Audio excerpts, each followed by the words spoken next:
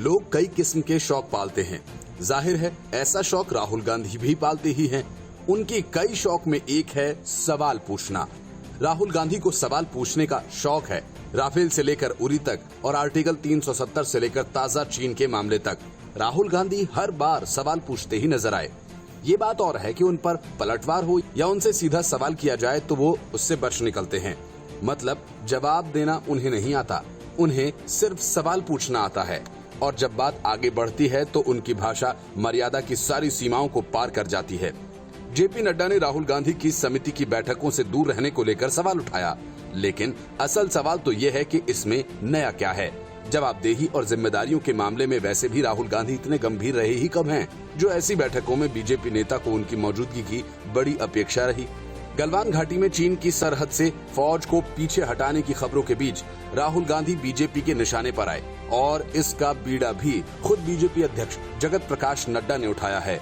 BJP अध्यक्ष जगत प्रकाश नड्डा का कहना है कि वायनाड से कांग्रेस सांसद रक्षा मामलों की संसद की स्थायी समिति की एक भी मीटिंग में शामिल नहीं हुए, लेकिन देश का मनोबल गिराने और सशस्त्र बलों के शौर्य को लगातार सवालों के घेरे में लाते रहे।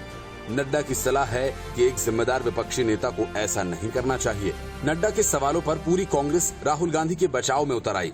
कांग्रेस प्रवक्ता पवन खेड़ा पूछ रहे हैं, क्या राहुल गांधी मीटिंग में गए होते तो चीन ने जो कुछ किया वैसा करने का दुस्साहस नहीं करता? गजब का बचाव है। उस पर तुर्रा ये है कि सलाह भी दे रहे हैं।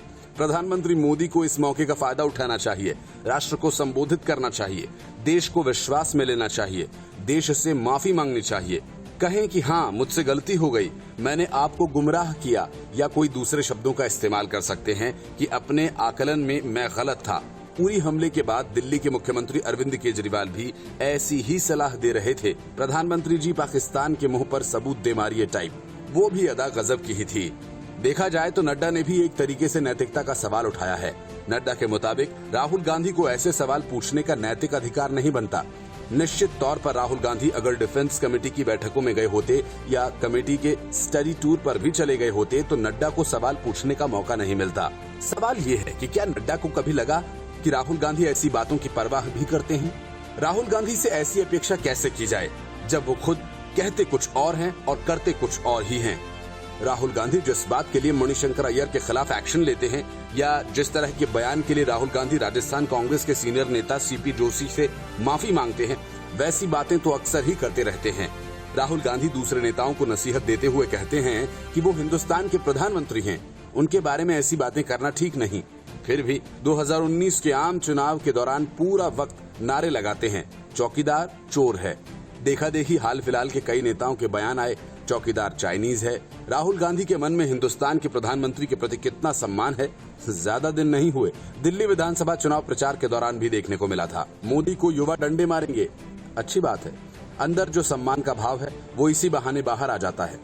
जेपी नड्डा राहुल गांधी से ऐसे सवाल और उस पर जवाब की अपेक्षा कैसे रखते हैं जो संसद में भाषण देने के बाद उसी हिंदुस्तान के प्रधानमंत्री के गले पड़ जाते हैं और पूरे हिंदुस्तान के सामने आंख भी मारते हैं। वो खुद ही साफ कर देते हैं कि उनके लिए हिंदुस्तान का प्रधानमंत्री क्या मायने रखता है। असल बात तो ये है कि राहुल गांधी सिर्फ सवाल पूछने के शौकीन हैं, किसी तरह की जवाबदेही में यकीन नहीं रखते, कतई नहीं। केंद्रीय गृह मंत्री अमित शाह ने साफ साफ कह दिया था कि बाहर बयानबाजी करने से क्या फायदा। राहुल गांधी संसद सत्र में आए, 1962 से आज तक के बीच जो हुआ उस पर दो हाथ हो जाए। कहना और समझना मुश्किल है राहुल गांधी को ये चैलेंज मंजूर भी होगा या नहीं। ये तो नहीं कहा जा सकता कि संसद को भी राहुल गांधी डिफेंस कमेटी की बैठकों की तरह ही लेते हैं, लेकिन 16वीं लोकसभा के सांसदों की संसदीय दायित्वों पर तैयार एक रिपोर्ट में राहुल गांधी फिसड्डी पाए गए थे। अमेठी न सही, इस बार वायनाड ही सही। राहुल गांधी सांसद तो हैं, लेकिन अब भी राहुल गांधी चीन के मुद्दे पर संसद में अमित शाह से दो हाथ करने जाएंगे या नहीं, ये भी शायद ही किसी को मालूम हो या अंदाजा हो। Bureau report, news of India. Shiv Sena और एनसीपी के बीच संकट गहराता ही जा रहा है। दोनों के बीच शह और मात का खेल शुरू हो चुका है। उद्धव ठाकरे ने पारनेर का बदला कल्याण में बीजेपी से हाथ मिलाकर ले लिया और उसके बाद एनसीपी को झटके पर झटके दिए। इस सब के बीच सुलह सफाई का भी खेल शुरू हो गया। एक सप्ताह में 2 बार खुद शरद पवार उद्धव ठाकरे से मिलने गए, बात नहीं बनी तो फिर अजीत पवार उनसे मिलने पहुंचे। ये मुलाकात ऐसे मौके पर हुई जब दोनों सहयोगी दलों के बीच कई मुद्दों पर आपसी असहमति दिख रही है। माना जा रहा है कि मुख्यमंत्री उद्धव ठाकरे ने आईपीएस अफसरों के तबादले को लेकर मुख्यमंत्री कार्यालय को लूप में नहीं लिए जाने पर अपनी नाराजगी जताई। अजीत पवार और उद्धव ठाकरे के बीच हुई इन बैठकों में शिवसेना ने इस बात पर भी नाराजगी जताई कि पारनेर में एनसीपी उनके पार्षदों को अपनी ओर करने की कोशिश कर रही है। उद्धव ठाकरे ने मिलिंद नार्वेकर से अजीत पवार को कहवा दिया कि शिवसेना के पार्षदों को वापस भेजे, लेकिन ऐसा हुआ नहीं। माना जा रहा है कि एनसीपी और शिवसेना के बीच मुंबई में आईपीएस अधिकारियों के तबादले को लेकर तकरार की स्थिति है। जाहिर है गृह मंत्रालय एनसीपी के पास है। ऐसे में मुंबई में आला पुलिस अधिकारियों के तबादलों के सारे फैसले गृह मंत्री अनिल देशमुख ले रहे हैं, जबकि शिवसेना चाहती है कि किसी भी तरह के तबादले की जानकारी उनके पास होनी चाहिए। महाराष्ट्र में 2 जुलाई को गृह मंत्रालय की ओर से किए गए ट्रांसफर ऑर्डर में डीसीपी को जोन और क्राइम ब्रांच तथा उसमें कुछ को नॉन एग्जीक्यूटिव ब्रांचेस से एग्जीक्यूटिव ब्रांचेस में ट्रांसफर कर दिया गया था। हालांकि बाद में रविवार 5 जुलाई को मुंबई पुलिस कमिश्नर ने ट्रांसफर ऑर्डर्स को पलटने का आदेश भी जारी कर दिया। शरद पवार और फिर अजीत पवार के उद्धव ठाकरे से मिलने के बाद हालात अभी बदले नहीं हैं। दूसरी तरफ कांग्रेस भी उद्धव ठाकरे से नाराज ही है। मतलब कि उद्धव ठाकरे की कुर्सी पर खतरा बढ़ता ही जा रहा है। सोना तस्करी मामले में केरल के सीएम पी विजयन पर सवाल उठने लगे हैं।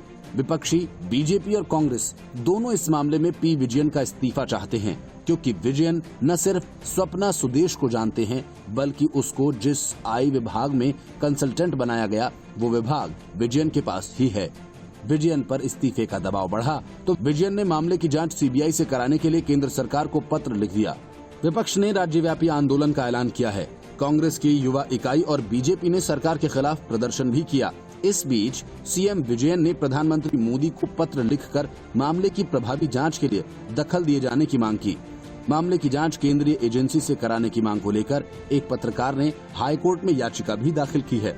विधानसभा में विपक्ष के नेता रमेश चेन्नीथला ने कहा, सोना तस्करी मामले में मुख्यमंत्री कार्यालय संदेह के घेरे में है। मुख्यमंत्री को इस्तीफा देकर जांच का सामना करना चाहिए। मुख्यमंत्री स्वप्ना को जानते थे।